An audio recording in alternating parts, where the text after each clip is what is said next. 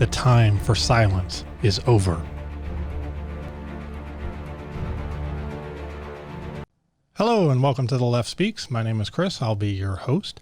Today is January the 31st, 2021, 25 days after the attempted insurrection. Donald Trump has been impeached. We're still waiting on the Senate to make up its mind, and it looks like House Republicans are diving back in bed with the now former president.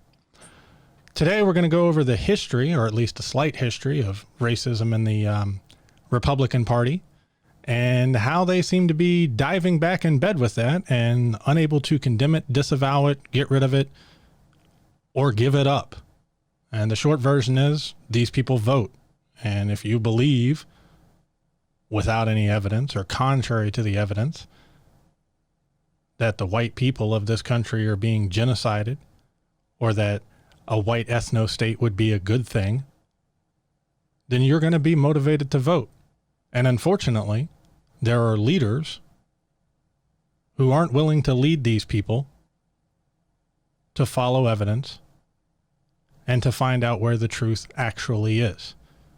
They're willing to take advantage of these ignorant, racist people. Caller, I see you just dropped in. We'll jump to you in a minute after we run through the opening, if you don't mind holding. If you want to call back, you're more than welcome. Number's toll free, so it shouldn't be costing you anything.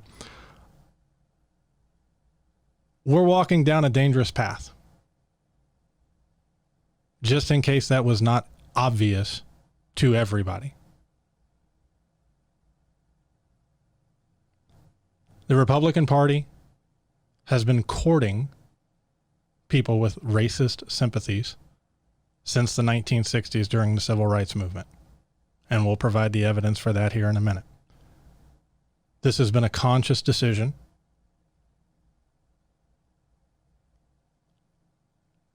And something that has gotten, at times, louder and more overt, and at times less overt and more concealed.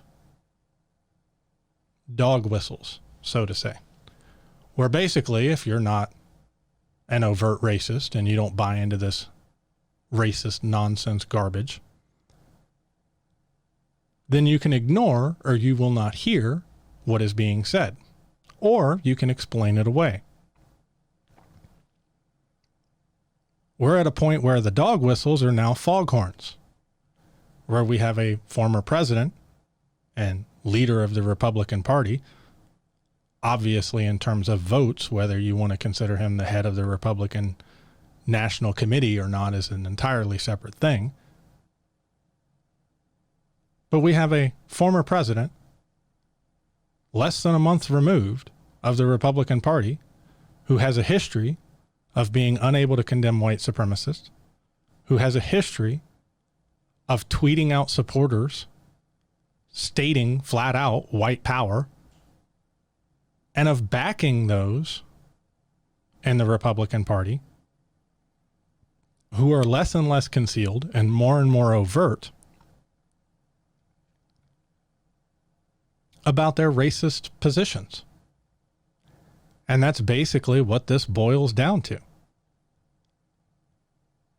Disavowing these people would cost the Republican Party some elections. Hell, they got in bed with them in the 60s in order to quit being a regional minority party to become a national party that contended for power. And the reasons they got in bed with them, power, is the reason they're staying in bed with them now. Power. They're afraid to give up their committee chairs. They're afraid to give up their chances at national elections. They're afraid to give up their former control of the overall Senate. And let's face it, a 50-50 tie with the Democratic vice president breaking it if necessary states that this message is still electable on some level. Now, do I think that every Republican out there is a racist? No. I used to be a Republican myself. I'm from Louisiana. I helped knock on doors for the second George Bush. Former military. But as the dog whistles became foghorns, it got to where I could simply no longer ignore it. And the parallels between now and the 1960s are absolutely shocking. Now, I've said countless times on this show that I don't really give a damn about party. I care about policies. Were there Democratic governors back in the 60s who were racist? Absolutely.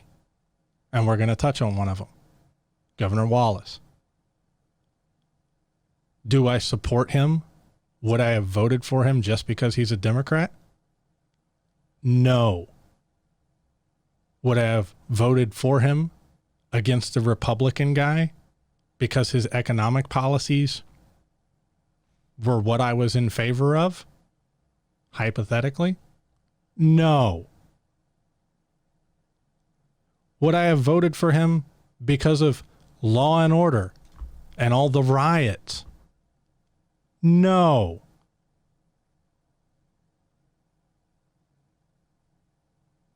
I wouldn't have voted for him, and I didn't vote for Donald Trump for the same reasons.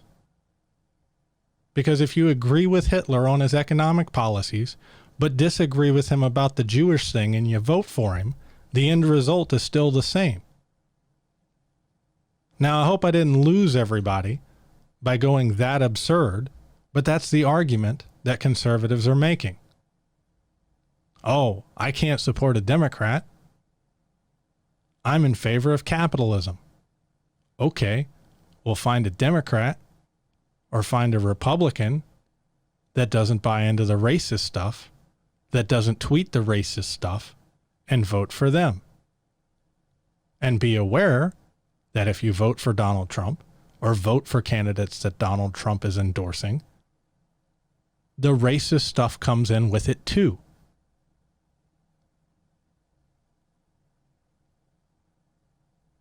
This is not some amazing train of logic here. It's very basic. And I don't know how much more overt you can get than the fact that the neo-Nazis in this country think Donald Trump's their man. The KKK people in this country think Donald Trump's their man. The fascist organizations like the Proud Boys think Donald Trump's their man. And let's go through why that is. We can't condemn neo-Nazis at a rally in Charlottesville in 2017. We randomly tweet out white power. We started our jump into politics by dealing with Obama's birtherism, he's a secret Muslim Kenyan born not in this country nonsense.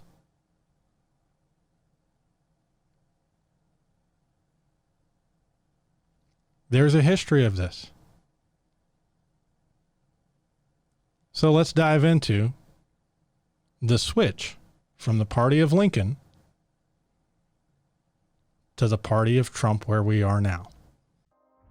Join me every Sunday afternoon for a new show where common citizens, you and I together, discuss with each other issues of today, where we demand proof and evidence is required, where we seek the truth and will not be silent.